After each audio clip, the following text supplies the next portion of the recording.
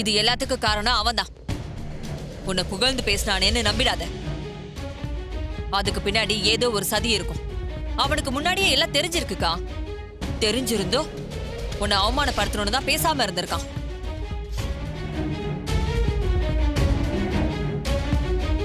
Very good. பழக்கம் போல மாப்பிள்ளைய போட்டு கொடுக்க ஆரம்பிச்சிட்டியா? அவர் ஈஸ்வரிக்கு எதிராக எப்ப என்ன பண்ணிருக்காரு? அவர் மேடையில் பேசுறது கூட உண்மையா தான் இருக்கும். நீ தான் அதை நல்லா திருச்சி திருச்சி சொல்லிட்டு இருக்க.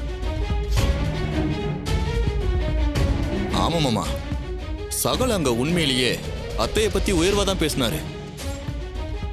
அத்தை சின்ன வயசுல பட்ட கஷ்டம், அவங்க படிப்படியா முன்னேறி இந்த இடத்துக்கு வந்தது எல்லாத்தையுமே புகழ்ந்து தான் பேசினாரு.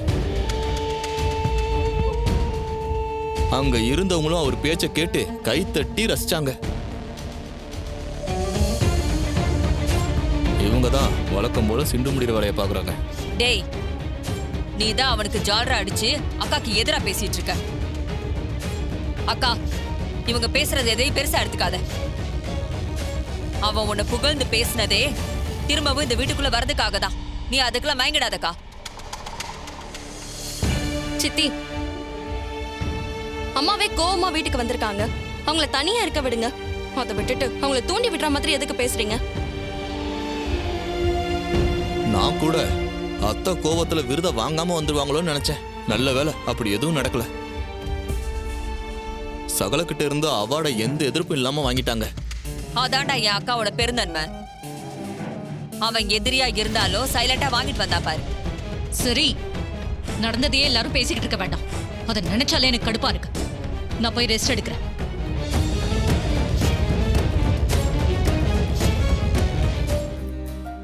அப்பாடி, அப்பா, எப்படியோ ஃபங்க்ஷன் நல்லபடியா முடிஞ்சது. அது வரைக்கும் சந்தோஷம் தான். சொல்லுங்க.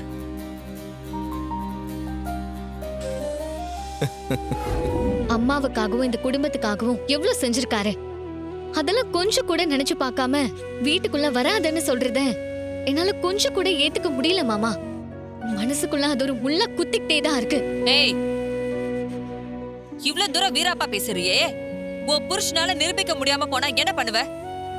இப்படியே பச்சை தண்ணி குடிக்காம பட்டி கிடந்து சாக போறியா? வாய் முடு. ஏன் இப்படி அபசகுணமா பேசுற? உன் வாயில நல்ல வார்த்தையே வராதா? உன்னை யார் இங்க வர சொன்னது? முதல்ல இந்த இடத்த விட்டு போ. நெருப்புன்னு சொன்னா வாய் சுற்றுமா என்ன? ஏதோ பேச்சுக்கு சொன்னா அதையே சீரியஸா எடுத்துக்கிறீங்க. சித்தி, நீங்க கிளம்புங்க. இன்னும் பேசி யாரையும் காயப்படுத்த வேண்டாம். விடுக்கா, நம்ம கஷ்டப்பட்ட இவங்களுக்கு கொண்டாட்டம் தானே, இருந்துட்டு போட்டும்.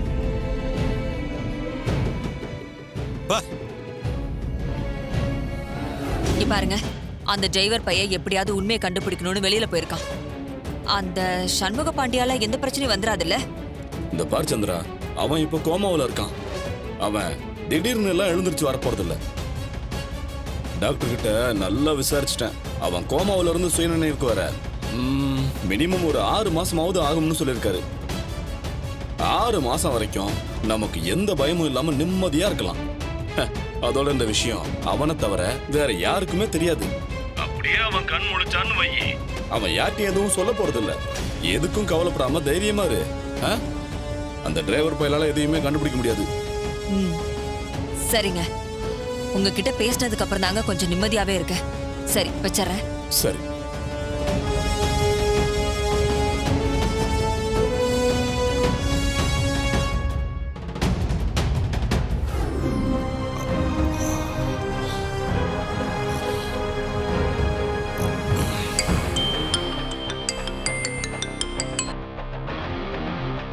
சொல்லுங்க மாமா.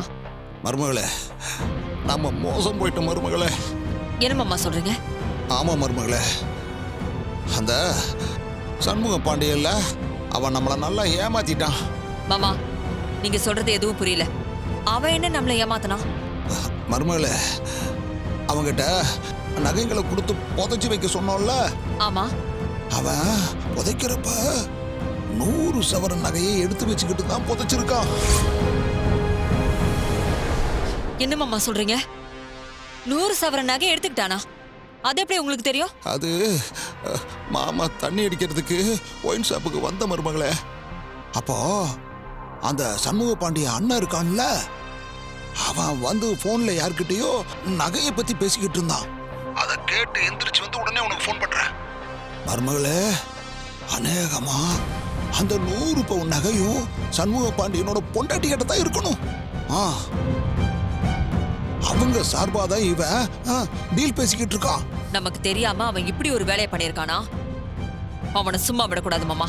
மருமகளே, அவனை என்ன பண்ண போற? அதை நான் பாத்துக்கிறேன், நீங்க கவலைப்படாதீங்க. சரி மருமகளே.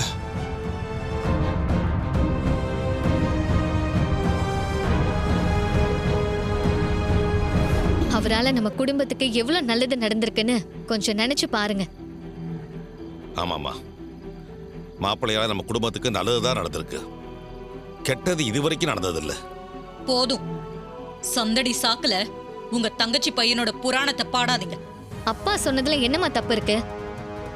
அவர் நம்ம வியாபாரத்தை பெருக்கி இருக்காரு, நம்ம குடும்பத்தை நிறைய தடவை ஆபத்துல இருந்து காப்பாத்திருக்காரு. ஏன் உங்க உயிரை கூட 2-3 தடவை காப்பாத்திருக்காரு. அது மட்டும் இல்ல ரேவதி, சகல வீட்டை விட்டு வெளியே இருந்தப்போ ஒரு ரவுடி கும்பல் நம்மளை வீட்டோட கொல்ல பார்த்தாங்க. அப்போ சகல வந்து தானே காப்பாத்தினாரு. டேய், நீ என்ன இப்ப பாயிண்ட் எடுத்து கொடுக்கறியா? உண்மையை சொன்னா உங்களுக்கு ஏன் கோவம் வருது? அன்னைக்கு சகல காப்பாத்தினது உங்களையும் சேர்த்துதான். அந்த நன்றியை மறந்துட்டு பேசாதீங்க. இத பாரு ரேவதி, நீ அவனை எவ்வளவு தூரம் நியாயப்படுத்தி பேசினாலும் அவ செஞ்ச துரோகத்தை என்னால மறக்கவே முடியாது. அவனை இந்த வீட்டை விட்டு விரட்டினாதான் என்னால நிம்மதியாவே இருக்க முடியும். ஹலோ, நீங்க எதுக்கு இங்க நிக்கிறீங்க? அதான் அத்தை போயிட்டாங்களா, போங்க. டேய், உனக்கு இன்னும் அந்த நக்கல் நையாண்டிலாம் போலல, உன்னை பாத்துக்கிறேன் இரு. இங்கதான் இருப்பேன், வாங்க. அம்மா, வெளியில ரொம்ப பனியா இருக்கு, ரொம்ப குளிரா இருக்கு. உள்ள வந்து படுமா, பாமா. இல்லப்பா, நான் இங்கே இருக்கேன். சரி, போர்வை தலகாணியாச்சும் நான் எடுத்துட்டு வரேன். இல்ல வேண்டாம், நான் வெறும் தரையிலேயே படுத்துக்கிறேன். இருந்தாலும் நீ ரொம்ப பிடிவாதக்காரிடி. எதுவுமே வேணான்னு சொல்ற. சரி, நீங்க போய் படுங்க. அப்பா, நீங்களும் போங்கப்பா. பழங்கால நகைங்க ஒரு 100 பவுன் இருக்கும். அதை ஒரு இடத்துல கொடுக்க சொல்லியிருந்தேன். ஆனா அவரு இன்னும் கொடுக்கலன்னு தெரிஞ்சுக்கிட்டேன். அப்போ அந்த நகையெல்லாம் உங்க வீட்டுல தானே இருக்கணும். அதை கொஞ்சம் எடுத்துட்டு வரீங்களா? என்னம்மா நகை அது இதுன்னு எது சொல்றீங்க? எனக்கு எதுவும் தெரியாது. பொய் சொல்லாதீங்க, நகை கண்டிப்பா இங்கதான் இருக்கணும். இல்ல, நீங்க சொல்ற மாதிரி நகையெல்லாம் எதுவும் இங்க இல்ல. என்ன விளையாடுறியா? உன் புருஷ கோமாக்கு போயிட்டதால நகை அப்படியே கொடுக்காம ஏமாத்திரலான்னு பாக்குறியா? 1 பவுன் 2 பவுன் இல்ல, 100 பவுன் என்னை ஏமாத்த முடியாது. மேடம், நீங்க என் புருஷன்கிட்ட 100 பவுன் கொடுத்ததா சொல்றீங்க. என்கிட்ட எதுவும் அதை பத்தி அவர் சொல்லவே இல்லை.